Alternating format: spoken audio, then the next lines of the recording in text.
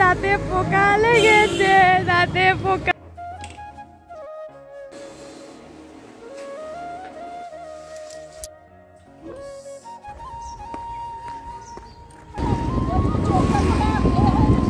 এই যে মানিকে নিয়ে এখানে বসে রয়েছি। ঘড়িতে তখন 1:36। আজ এত তাড়াতাড়ি আসলেও অন্যান্য দিন কিন্তু বরমাসে অনেকটাই দেরি করে আসে। এই যে সূর্য কিন্তু গেটে তালা দিচ্ছে। বাইরের গেটটা আমরা সবসময় তালা দিয়েই রাখি। দরজাটা দিয়ে দিল, বললো একটু গরম জল বসাও। আজকে এতটা দেরি হলো কেন? বললো এটা তো অনেক তাড়াতাড়ি চলে এসেছি, তুমি ঝটপট করে গরম জল বসাও। গরম জল হাতে দিতেই আমার হাতে খুচরো পয়সা ধরিয়ে দিল। দেখো, এটা হচ্ছে আমার হাত খরচা। খুচরো পয়সাগুলো থাকলেই আমাকে দিয়ে দেয়। ও জামা কাপড় চেঞ্জ করুক আর আমি এদিকে ওর খাবার দাবার গরম করতে বসেছি। অন্যান্য দিন আমি ঘুমিয়ে পড়ি, মাই খেতে দেয়, কিন্তু আজকে যেহেতু এতটা রাত পর্যন্ত জেগে রয়েছি, ওই যে কালকে মানিকে নিয়ে যাব স্কুলে, প্রচণ্ড এক্সাইটমেন্টে আমার ঘুমিয়ে আসছে না। দাঁড়াও, গ্যাসটা আগে অন করি, এই দিকের তরকারিটা আগে গরম বসাই। আর সূর্যও গেছে বাথরুমে ফ্রেশ হতে, আর আমিও রাত্রেবেলা খাওয়ার জন্য গরম জল বসিয়ে দিয়েছি। আমি দেখলাম এদিকে জানলার খোলা রয়েছে, দাঁড়াও আলতো করে ঠেলে দিই। এইদিকে গ্যাসটায় আমার দেখতেই পাচ্ছ প্রচণ্ড পরিমাণে প্রবলেম হচ্ছে, আর এদিকের গ্যাসটাতে আমি জ্বালাতেই পারি না। সূর্যকে জল দিয়ে আমি ওর ভাত তরকারি বাড়ছিলামই, আর সূর্য এখানে কুলকুচি করছিল ওই তোমার মাউথ ওয়াশ দিয়ে বা মাউথ ফ্রেশনার, যা হোক। মাড়িতে ওর প্রচুর রকম প্রবলেম হয়ে গেছে। ছোটোবেলা থেকে ওর দাঁতের প্রবলেম ছিল যদিও, তাও এখন জিনিসটা আরও অতিরিক্ত বেড়ে গেছে। ঠিকঠাক মতো খাওয়া দাওয়া হয় না, ঠিকঠাক করে ব্রাশ করতে পারে না, আর্ধেক ঘুম হয়। এই যে এখন 2টোর সময় এসছে, ঘুমোতে ঘুমোতে 2:45। খাওয়ালে সকালবেলা উঠবে কখন, খাবে কখন, ব্রাশ করবে কখন, চান করবে কখন? ওকে খেতে দিয়ে দিয়েছে, আর ওর দেখো ঢং ঢিং দেখো। আমাকে বলছে দেখো আমার খাওয়া দাওয়া হয়ে গেছে, এবার চলো ঝপ করে শুয়ে পড়ি। আর এই যে এঁটো বাসন এখানে রয়েছে, চলো তাহলে। এই দেখো মা আজকে নিচেই শুয়েছে আর মানি ওপরে শুয়েছে। অন্যান্য দিন কিন্তু মা ওপরেই শোয় আর সূর্য নিচে শোয়। আজকে মা নিচে শুয়ে পড়েছে। দাঁড়াও একটু জল খেয়ে নিই, রাত্রেবেলা শোয়ার আগে আমি একটু জল খেয়ে নিই। যদি সকালবেলা আমার তাড়াতাড়ি ঘুম ভাঙার ব্যাপার রয়েছে, তাহলে বারে বারে টয়লেট গেলে ঘুমটা একটু ডিস্টার্ব হলে ঘুমটা আমার তাড়াতাড়ি সকালবেলা ভেঙে যাবে। সূর্য এটাই বলছিল মানিকে ওই দিকটায় দিয়ে নাও, আর আমরা এই দিকটায় মাথা দিয়ে শুই, এই দিকে মাথা দিয়ে শুতে নেই। এই কথাই বলছিলাম, আর সূর্যর সাথে সারাদিন ঘটে যাওয়া ওর সাথে গল্প কথাগুলো করছিলাম। ওর কাস্টমারদের সাথে কীভাবে কী হয়েছে না হয়েছে সব কিছুই দিন শেষে শেয়ার করে, যদি আমি জেগে থাকি তাহলে। তা অনেক বকুনি শুনতে হলো। আমায় বললো তুমি কেন জেগেছিলে? আমি বললাম শরীরটা আমার খারাপ লাগছে বলে, ঘুমটাও ঠিকঠাক আসছে না। দাঁড়াও মানিকে আগে ব্ল্যাঙ্কেটটা ভালো মতো চাপা দিয়ে দিই। ওকে ধারে দিলাম, তার কারণ ওর গায়ে ব্ল্যাঙ্কেট রাখাই যায় না। আর মানির ব্ল্যাঙ্কেটটা মা নিচে পেতেছে, নিচ থেকে নয়তো অনেক ঠান্ডা ওঠে। আমাদের যেহেতু এই বাড়িটাতে একটাই ঘর, ওই জন্য একটু অসুবিধা হয়ে যায়। তাও আমাদের 3জনের জন্য এই ঘরটা ঠিকই আছে। মানি যত বড় হচ্ছে আমাদের খাটে জায়গা তত যেন কম কম লাগছে। খাটটাও আমাদের চেঞ্জ করতে হবে। খাটটা কিন্তু অনেকটাই ছোট, আমাদের নেওয়া হয়েছিল আমার শ্বশুরবাড়ির রুম ওয়াইজে। যাকগে সেসব কথা হবে কোন পরে এক সময়। এখন গুড নাইট, কাল দেখা হবে। সকালবেলা উঠে মানিকে নিয়ে সূর্য বেরিয়ে পড়েছে, সাথে আমিও যাচ্ছি। এই যে এতদিনের স্বপ্ন পূরণটা যেটা করা হয়নি, সেটা আজকে অবশেষে করতে যাচ্ছি। সূর্য, আমি আর মানির স্কুলে যাচ্ছি, যেখানে ওকে ভর্তি করব। সেখানে ফর্মটা নিয়েই আমি বাড়ির দিকে আসছি। স্কুলের কোনো কিছু শেয়ার করিনি।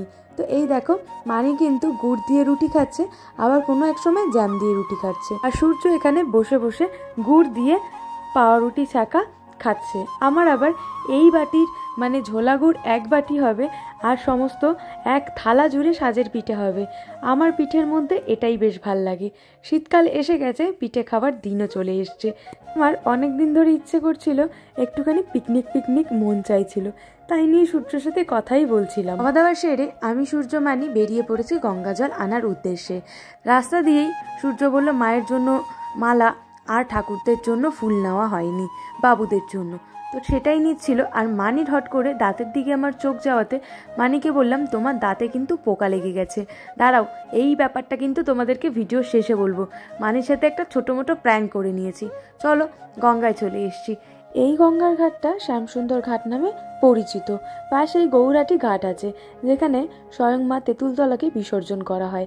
পুরো চন্দননগর মানকুণ্ড ঘুরে আসলেও মাকে কিন্তু এখানেই বিসর্জন করা হয়। যদি কোনো কিছু ভুল বলে থাকি আমায় ক্ষমা করো।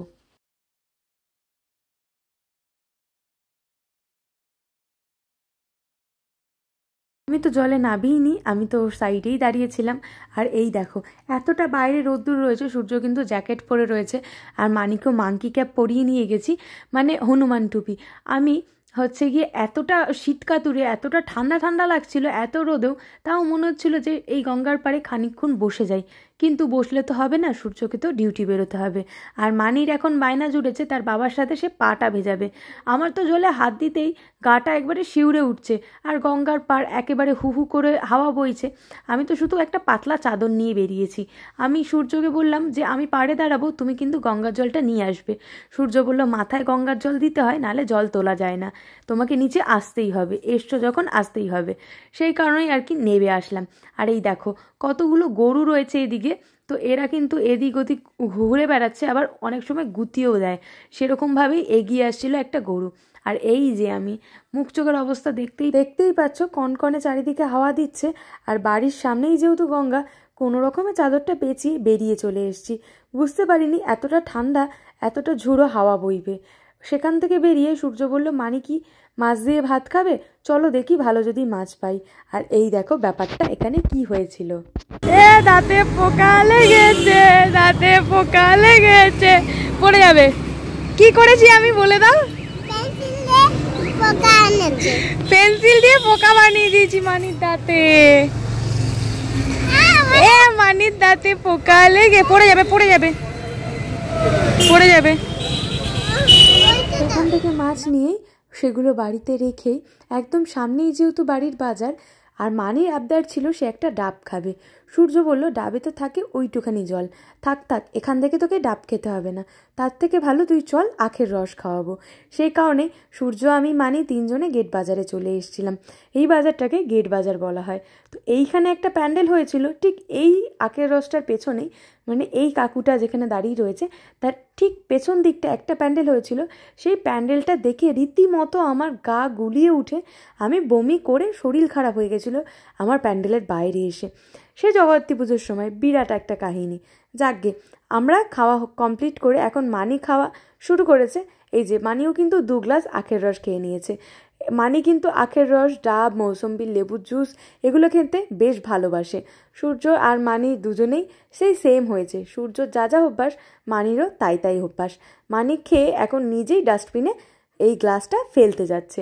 এটাই ওর ছোটোবেলা থেকে হ্যাবিট ছিল। যখন আমরা ভেলোরে থাকতাম তখনও কোনো কিছু খেলে আগে খুঁজতো ডাস্টবিন, ডাস্টবিন কোথায়, এত এত কথায় আমাদেরকে বুঝিয়ে দিত। যাকগে, মাংকি টুপি পরে মানিকে কেমন লাগছে অবশ্যই কমেন্ট করো। হুট করে দেখি সূর্য কার সাথে একটা কথা বলছে। ও মা, দেখি এ তো আমার মেজো ননদ। মেজো ননদ একেবারে হামড়ে পড়েছে, আও মাও করে কথা বলছে। না না, তেমন কিছু না, ভাই বোনের গল্প। যাকগে, মানিকে নিয়ে আমরা চলে এসেছিলাম সাইকেলের এখানে, মানে সাইকেল নিয়ে মন্দিরের সামনে। সূর্য ঘরে ছিল আর আমি মানিকে নিয়ে রোদ পোয়াতেই চলে এসেছিলাম। এই দেখো, এই যে মানিকে নিয়ে এখানে বসে রয়েছি মন্দিরের সামনেটায়। এই যে মন্দিরের সামনেটায়, মাঠটার এখানটায়। আসলে ব্যাপারটা হয়ে গেছে ঠিক এমনটাই। আজকের দিনে দাঁড়িয়ে আমার সেই দিনগুলো যত ঘনিয়ে আসছে, তত চিন্তা, তত ক্লান্তি যেন কুড়ে কুড়ে খাচ্ছে। সেই দিনগুলো একটা একটা করে দেখছি, একটা একটা করে দিন পার করছি। এত ভালো ভালো অভিজ্ঞতা হচ্ছে, তার সাথে অনেক চিন্তাও হচ্ছে, চিন্তা বাড়ছে। আর চিন্তা তো আমার করা যাবে না, কিন্তু কোন মানুষ চিন্তা সারা চিন্তা ফ্রি থাকে বলো? আর মানি খেলছে দেখো, মানিকে দেখি আর মানির শৈশবটা কেমনভাবে কাটছে, আর আমার সেই শৈশববেলা, ছোট্টবেলাটা কেমন করে কেটেছিল সেগুলো ভাবলেই কেমন যেন আটকে উঠি।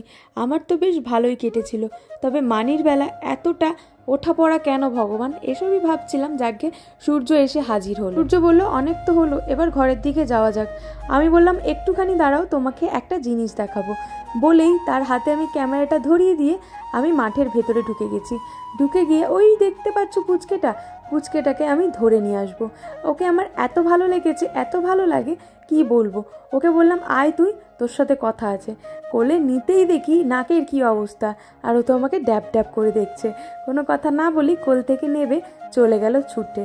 আর এখান অবধি শরীরটা এতটা খারাপ হয়ে যাবে আমিও বুঝতে পারিনি। পা ফা কেমন যেন ঠান্ডা হয়ে যাচ্ছে। সূর্য বলল তুমি শো, আমি পায়ে বেশ করে তেল মালিশ করে দিই। তারপর মানিকেও তেল মালিশ করে দিল।